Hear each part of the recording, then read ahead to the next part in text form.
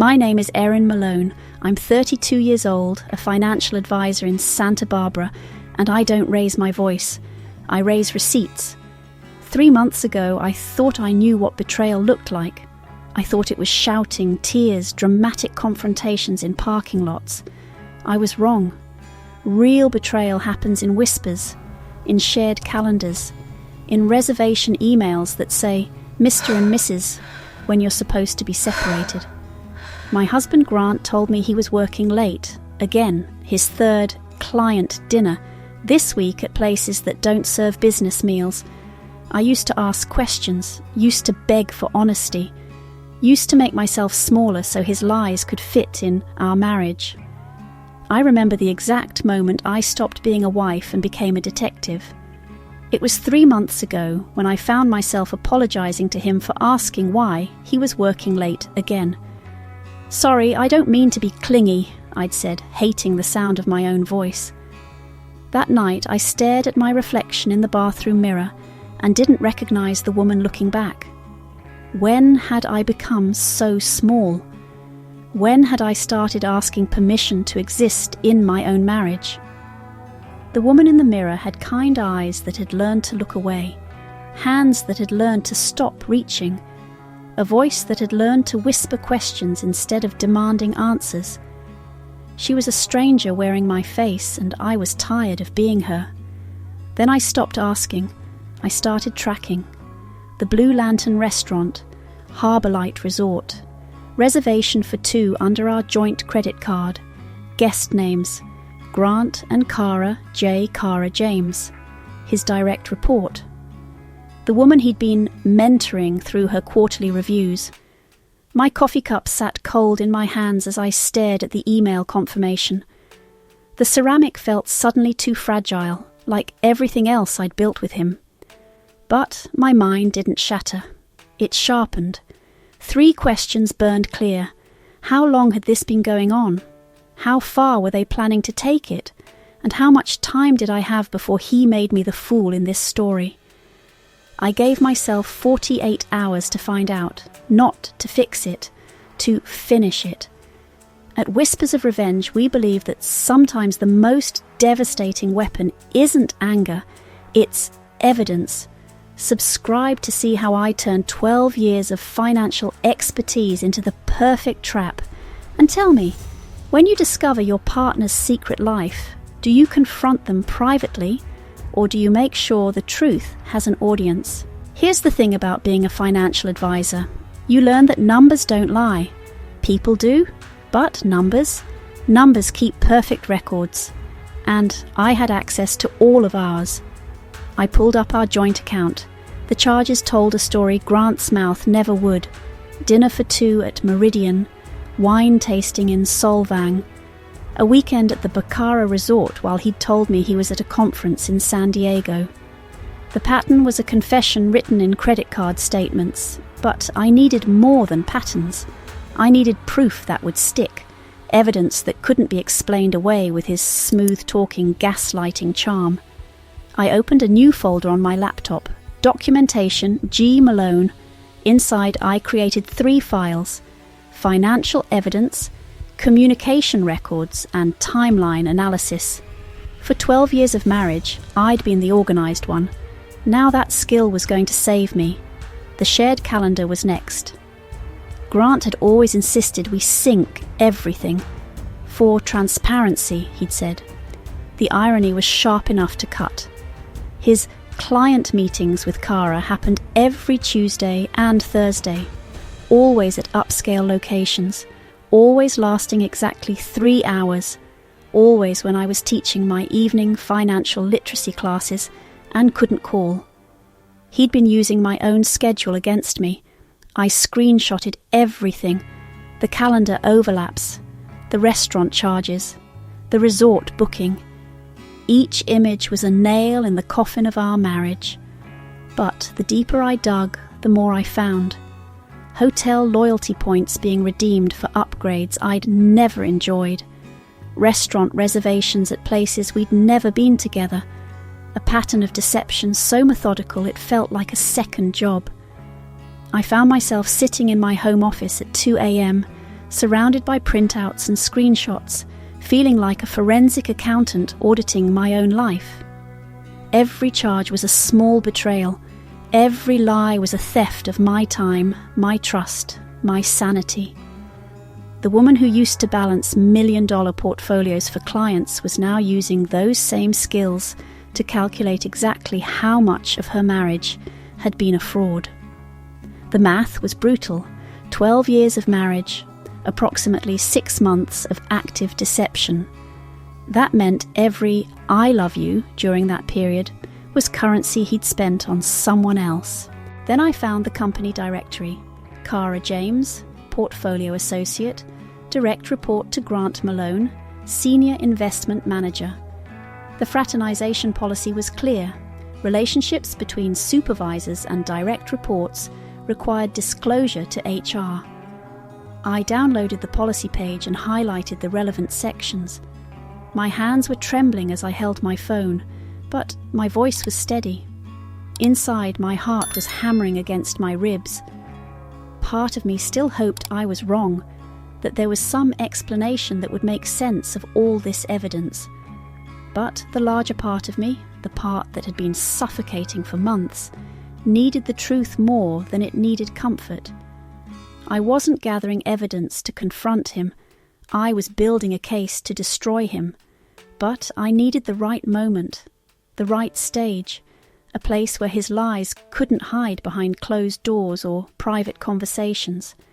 That's when I remembered the Blue Lantern reservation. Tomorrow night. 8:30 p.m. Table for two under Mr. and Mrs. Malone. A memory flashed, sharp and bitter. Our wedding day. His hand over mine as we cut the cake. "Always honest," he'd whispered in my ear. "That's our promise." The crowd had applauded. I'd believed every word. Now I was going to make him keep that promise, in public, with witnesses. I called the Blue Lantern. "I'd like to send flowers to a table tomorrow night," I said. "Table 4 Malone, 8:30 p.m. It's a surprise anniversary gift. Could you make sure the card is visible when you deliver? I want to see his reaction from across the room." "Of course," the hostess said. "We do that for special occasions all the time." "Perfect," I said. "This is definitely a special occasion." I ordered the largest, most dramatic bouquet they had. White roses and lilies, the kind you send for weddings or funerals. The card was simple. "To Grant. With all my love, your wife." Then I made my second call. To my friend Becca, who worked in corporate communications and understood the value of documentation. "I need a witness," I told her. "Somewhere public, tomorrow night." "What kind of witness?" she asked. "The kind that makes sure the truth gets heard." I reserved a corner table at the Blue Lantern, far enough away to avoid confrontation, close enough to see everything. Becca would sit at the bar, phone ready, just in case we needed one clean frame for HR or legal purposes. Not for posting, not for revenge porn, for accountability. The final piece fell into place when I opened my banking app. As a joint account holder, I had every right to freeze our shared credit card for suspicious activity. One tap on my phone and his romantic dinner would end with the humiliation of a declined payment. The system would require him to call the bank during business hours to resolve it. The manager would have to ask for another form of payment. In front of Cara, in front of the other diners, in front of whatever business contacts might be watching. By the time that bouquet hit the linen, every exit was already locked. Here's how. 8:30 p.m. arrived like clockwork. I sat in my corner booth, a glass of wine untouched in front of me, watching Grant and Cara through the soft lighting of the Blue Lantern. They looked perfect together, his hand covering hers across the white tablecloth, her laugh bright and musical at whatever charming lie he was telling. The wedding ring on his finger caught the candlelight like a spotlight on his hypocrisy. My chest tightened, but not with heartbreak, with anticipation. The pain had crystallized into something harder, sharper. This wasn't about saving our marriage anymore. This was about making sure the truth had a voice. At 8:31, the server approached their table carrying the towering arrangement of white roses and lilies. I watched Grant's face change as the flowers were set down between them. Confusion first, then recognition, then something that looked like panic. The server smiled politely and placed the flowers down, the card clearly visible on top. Cara leaned forward to read it, her voice carrying as she spoke. To Grant, with all my love, your wife. The silence that followed was perfect, crystalline. You could hear silverware stop moving at neighbouring tables. I watched Cara's face drain of colour as she looked from the flowers to Grant's wedding ring, to the card that had just announced exactly who had sent them. Grant's face went white. This is a business dinner, he stammered, looking around desperately. Cara is my colleague. We're discussing the Morrison account. But Cara was staring at his wedding ring, then at me, pieces clicking together. You said you were divorced, she whispered. Grant's composure cracked. We're separated, he said finally. It's complicated. Erin has been having some issues. That's when I stood up, not dramatically, not with tears or shouting. I simply walked over to their table, my phone in my hand, and placed it face up next to the bouquet. The screen showed our joint email account, the reservation confirmation still glowing. Mr. and Mrs. Grant Malone, anniversary dinner for 2. I tapped the date, tapped the timestamp. Issues, I said quietly, my voice carrying just far enough. Like believing we were still married. Cara's breath came out in a sharp hiss. Her hands were shaking as she set down her wine glass. You said you were divorced. You said the papers were final 6 months ago. Her voice was getting louder, drawing more attention. You made me believe I wasn't breaking up a marriage. You made me complicit in this lie. She stood abruptly, her chair scraping against the floor. I trusted you with my career, my reputation, my heart. We're separated, Grant said again, but his voice was weaker now, desperate. It's complicated, I pulled up another screenshot. The company's fraternization policy, with the relevant section highlighted. I showed it to Cara, not Grant. Senior managers and direct reports, I said, requires disclosure to HR. Cara's eyes went wide. She was realizing she wasn't just the other woman. She was the subordinate in a policy violation that could end her career. This is between us, Grant said, his voice tight with barely controlled anger. You don't need to involve... I'm not involving anyone, I said. I nodded toward the table 2 seats over, where a man in a conference badge was watching our exchange with obvious interest. But when you conduct business in public, it becomes public business. I noticed other diners watching now. A couple at the corner table had stopped eating. The hostess was lingering nearby, pretending to adjust table settings. In a city like Santa Barbara, where everyone knows everyone's business, privacy is an illusion. I didn't need to arrange witnesses. The truth was creating its own audience. Grant tried to pay the check then, his hands fumbling for his wallet. The server ran his card through the machine. The POS system beeped. Declined. I'm sorry, sir, the server said professionally. This card isn't going through. Would you like to try another? Grant's face went red. He tried a second card. Another beep. I'd frozen our joint card that morning, legally and within my rights as a co-holder. He was discovering that the money he'd been spending on his affair was no longer available for the aftermath. There seems to be an issue with your accounts, the manager said, stepping over discreetly. You can call your bank tomorrow to resolve it. Cara was already standing, her purse clutched against her chest. You told me you were single, she said again, her voice shaking. You said the divorce was final. It's complicated, Grant repeated, but the words sounded hollow now, pathetic. No, she said, looking from him to me to the flowers that had started this unravelling. It's really not. She walked past the conference badge table, past the other diners who were pretending not to stare, and out into the Santa Barbara night. The man with the badge left shortly after, his expression thoughtful as he processed what he'd witnessed. Grant turned to me then, his face a mask of fury and humiliation. "You planned this." "I documented this," I corrected. "There's a difference." Grant's eyes swept the room, taking in the stares, the whispers, the phone cameras that had inevitably appeared. "You've humiliated me," he said, his voice low and venomous. "No," I said, my voice catching slightly before finding its strength. "I've revealed you. There's a difference." I took a shaky breath. "For 12 years I made myself smaller so you could feel bigger." I gestured to the flowers still sitting between the empty chairs like evidence at a crime scene. "You humiliated yourself the moment you decided I was too stupid to notice, too weak to do anything about it, too small to matter." He opened his mouth to respond, but I wasn't finished. He opened his mouth to say something else, probably something cruel about my need for control or my inability to let go. But I was already walking away. I didn't need his apology. I didn't need his explanation.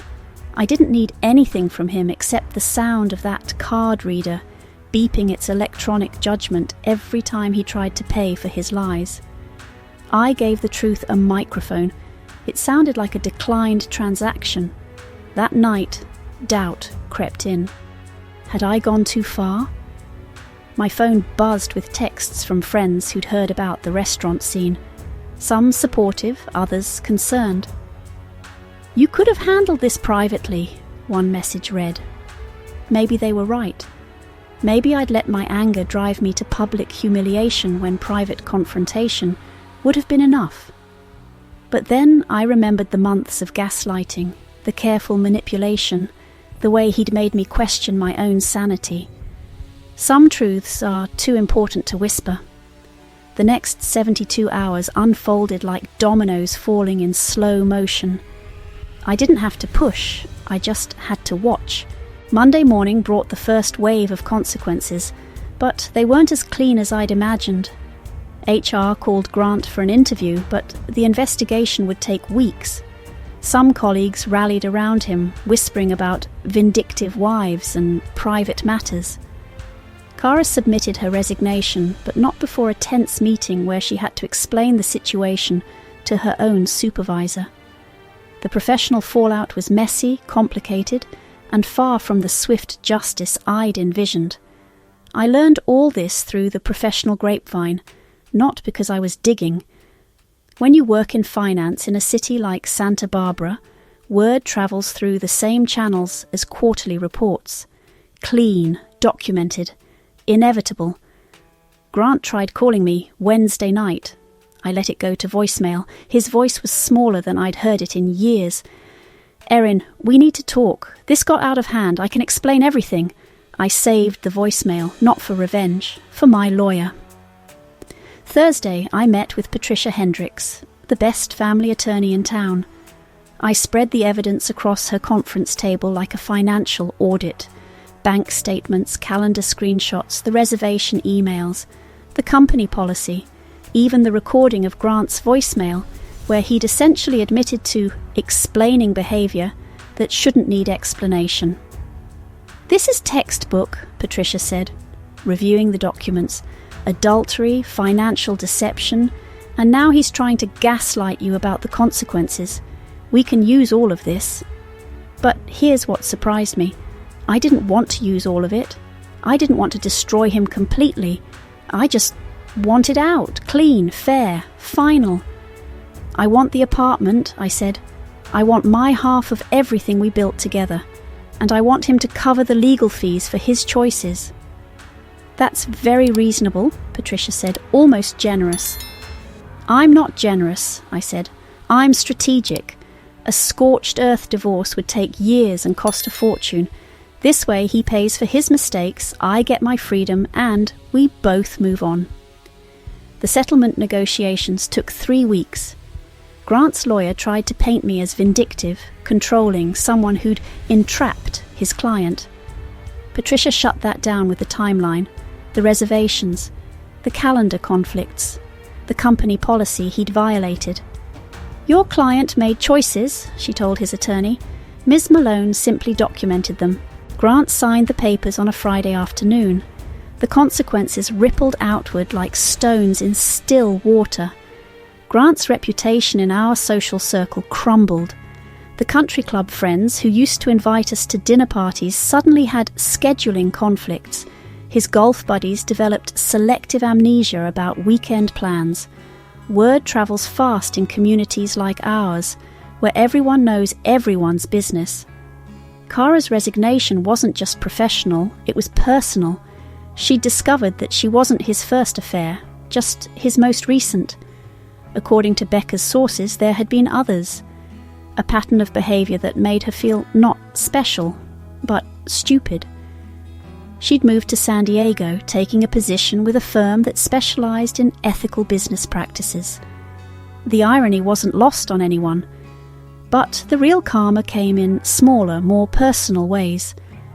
Grant had to explain to his mother why I wasn't coming to family dinners anymore. He had to face his colleagues who'd witnessed his public humiliation. He had to live with the knowledge that everyone in his professional circle knew exactly what kind of man he was. I, meanwhile, was learning what it felt like to breathe again. The constant anxiety I'd carried for months, that feeling of something being wrong but not knowing what, had lifted. I slept through the night for the first time in years. My appetite returned. Colours seemed brighter. 3 months later, I was settling into my new reality. The apartment I'd chosen was a bright corner unit, with floor-to-ceiling windows and space for the art easel I'd bought myself as a divorce present. The place smelled like fresh paint and possibility.